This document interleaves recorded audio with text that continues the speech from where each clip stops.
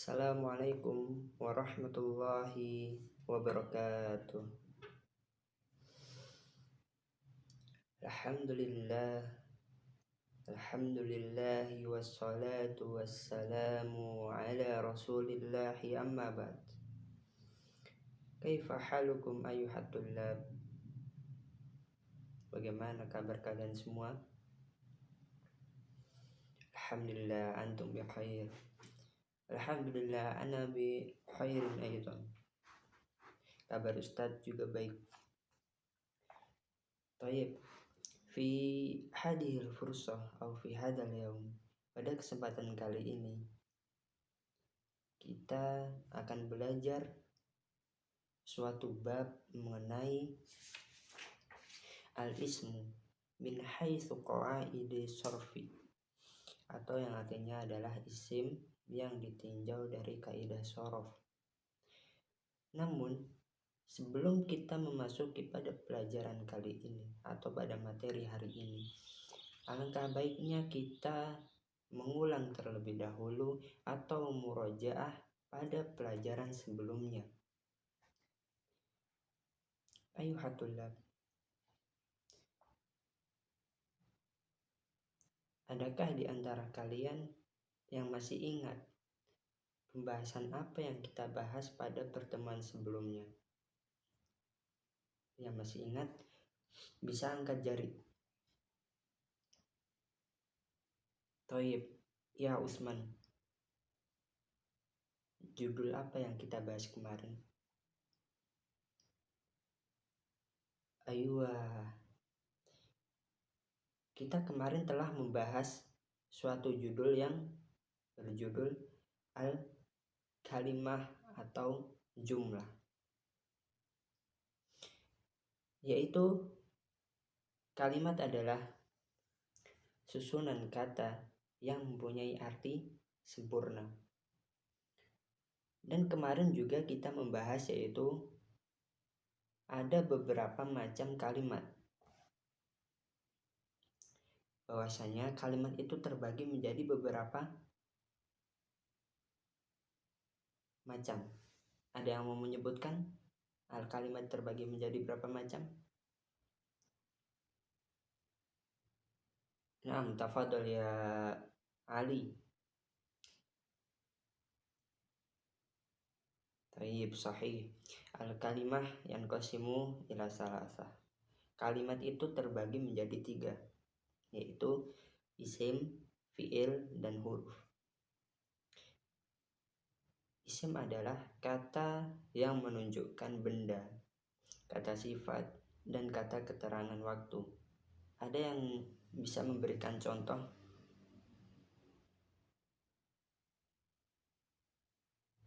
Ayo Muhammad, tafadhol ya Muhammad.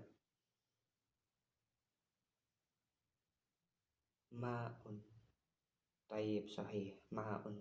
Contoh dari isim adalah ma'un, yang artinya air.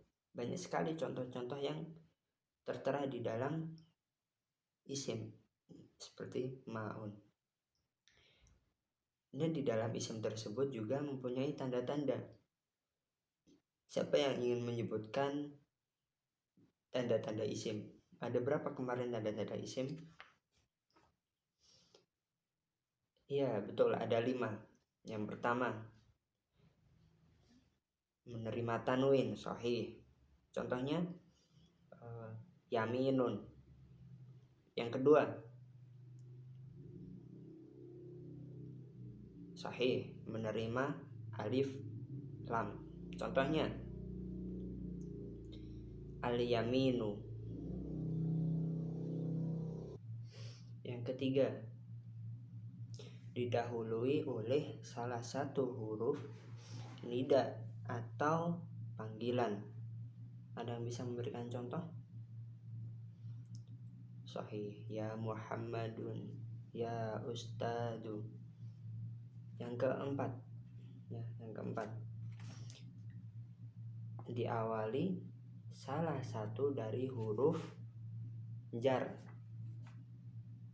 Contohnya adalah fil baiti. Yang terakhir, yang kelima adalah bersambung dengan isim lain atau kata majmu.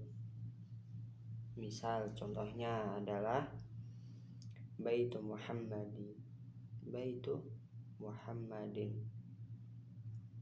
Baik.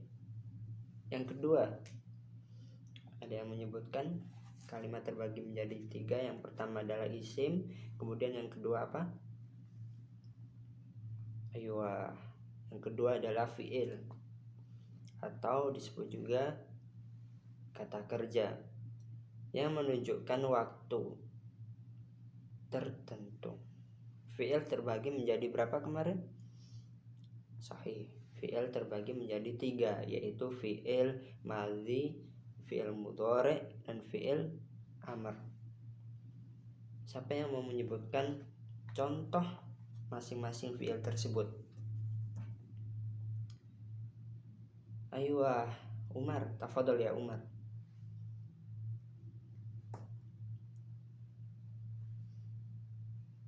Sahih, betul semua ya. Contohnya fi'il madhi yaitu sami'a, sahih.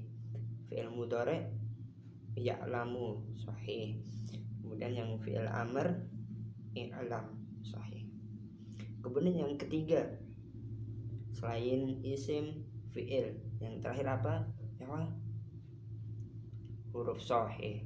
Al-harfu atau disebut juga huruf. Huruf yaitu kata yang kurang berfungsi kecuali apabila bersambung dengan kata yang lain atau isim atau fi'il. Contohnya hal, sahih. Itu pembahasan kemarin yang telah kita bahas pada pertemuan sebelumnya. Untuk pertemuan kali ini atau pertemuan yang kedua, kita akan membahas tentang isim yang ditinjau dari kaidah shorof. Silahkan untuk didengarkan dengan baik dan dicatat hal-hal yang penting. Silahkan dicatat, Ustadz akan dikte. Kaidah shorof. Kaidah shorof adalah kaidah khusus pada pembentukan kata dan perubahannya, baik karena pengurangan atau penambahan huruf. Sudah? Ustaz ulangi satu kali lagi. Kaidah shorof adalah kaidah khusus pada pembentukan kata dan perubahannya, baik karena pengurangan atau penambahan huruf. Kebanyakan kata tersusun dari 3 huruf. Kebanyakan kata tersusun dari 3 huruf. Kemudian diikutkan pada wazan atau timbangan. Contoh, fa'ala. Contohnya adalah jalasa. Fa'ila, contohnya adalah syariba. Fa'ula, contohnya adalah karuma. Fa'ala, contohnya adalah dakko. Fa'ala, contohnya farro.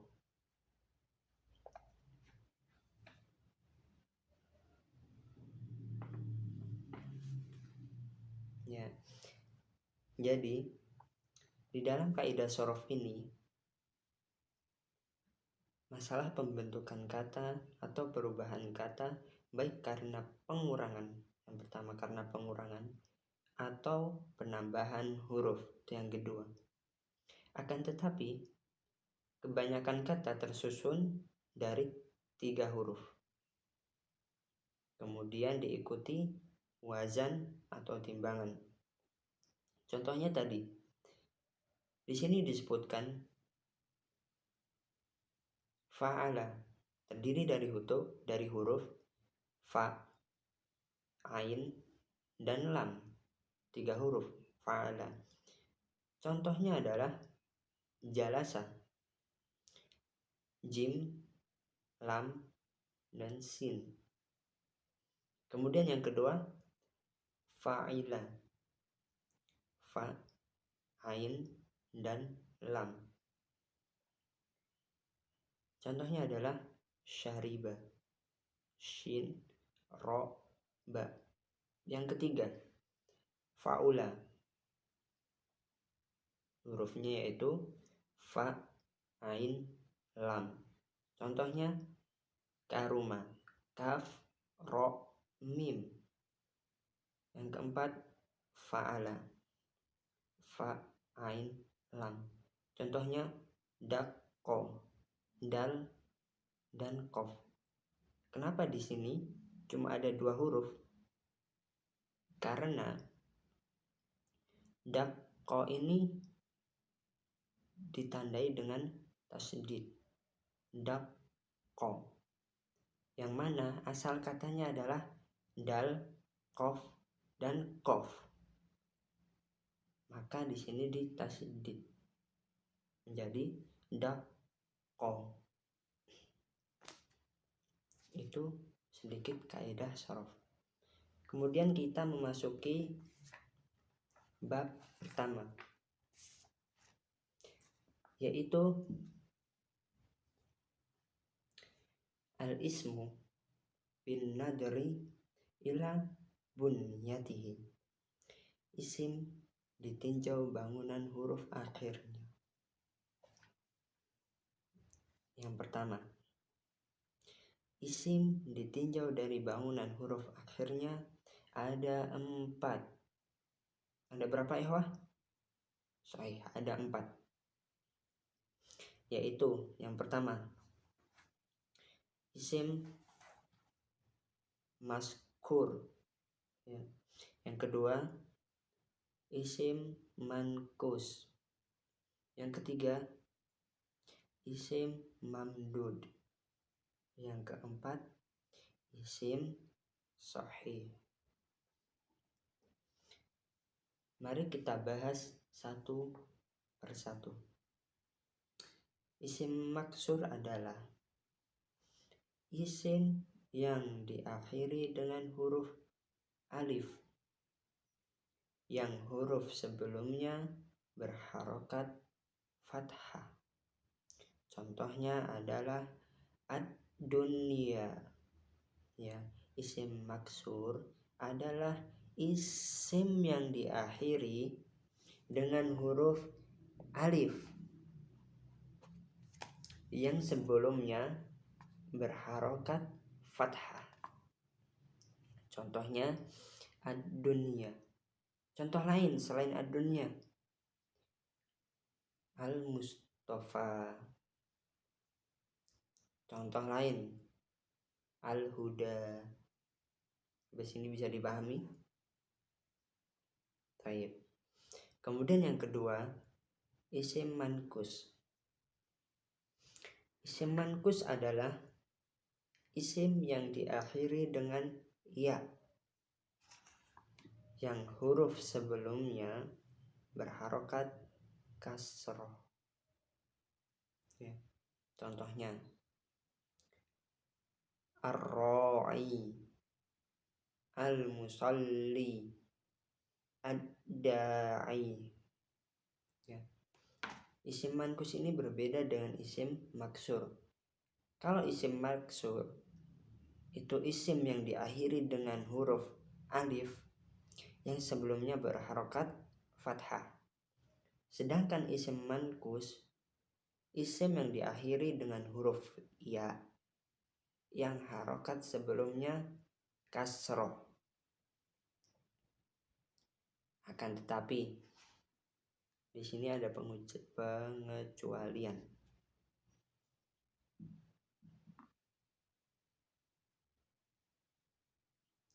Apabila alif lam dihilangkan dan huruf terakhir tidak berharokat fathah, maka huruf ya juga dihilangkan. Lalu huruf sebelumnya ya tidak dikasrotain. Contohnya da'in,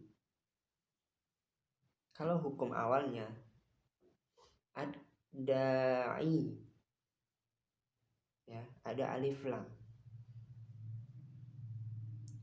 Namun ada pengecualian. Jika alif lam ini dihapus, maka perubahannya menjadi da'in. Yang awal mulanya ad-da'i menjadi da'in. Jika alif lamnya ini dihapus, maka huruf terakhir di kasrotain. Namun apabila ada alif dan lam, maka huruf ya disukunkan. Sampai sini bisa dipahami? Baik. Kemudian yang ketiga, isim mamdud. Isim yang diakhiri dengan huruf hamzah yang sebelumnya adalah huruf alif. Contoh, dawaun, binaun, samaun. Ya. Kita bisa lihat di sini bahwasannya huruf terakhir adalah hamzah. Namun sebelum hamzah ada huruf alif. Maka ini disebut isim mamdud. Kemudian yang ketiga adalah isim sahih. Isim yang tidak diakhiri dengan 3 huruf di atas. Apa saja? Alif, kemudian ya, kemudian hamzah. Disebut apa?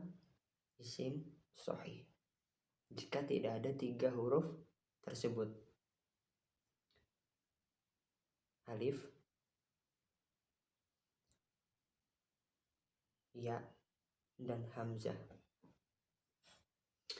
Contoh isim sahih adalah sabu roto, mim sahatun, daftarun. Ini adalah contoh isim sahih. Pada kali ini apakah ingin dipertanyakan? Mungkin kurang jelas atau kurang dipahami, atau mungkin bagaimana cara membentukannya dan lain sebagainya. Sebelum kita akhiri pada pertemuan kali ini,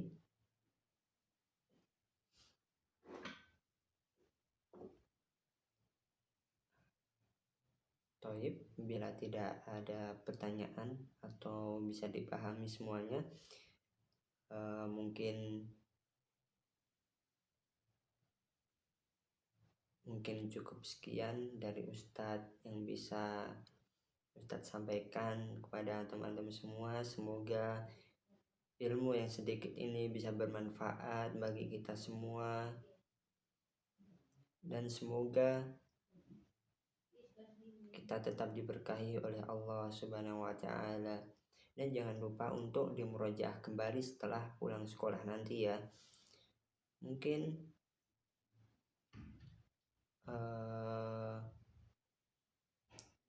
itu saja dari Ustadz. Bila ada pertanyaan mungkin bisa ditanyakan pada pertemuan kemudian. Dan jangan lupa, tugas di rumah nanti adalah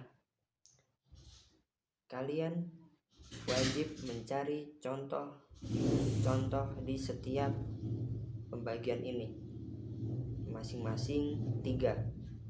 Isim maksur 3, isim mankus 3, isim mamdud 3, dan isim sahih 3. Itu mungkin PR yang harus dikerjakan di rumah dan dikumpulkan pada pertemuan selanjutnya. Hada ma aqulu lakum, syukran ala husni istima'ikum wa ihtimamikum. Assalamualaikum warahmatullahi wabarakatuh.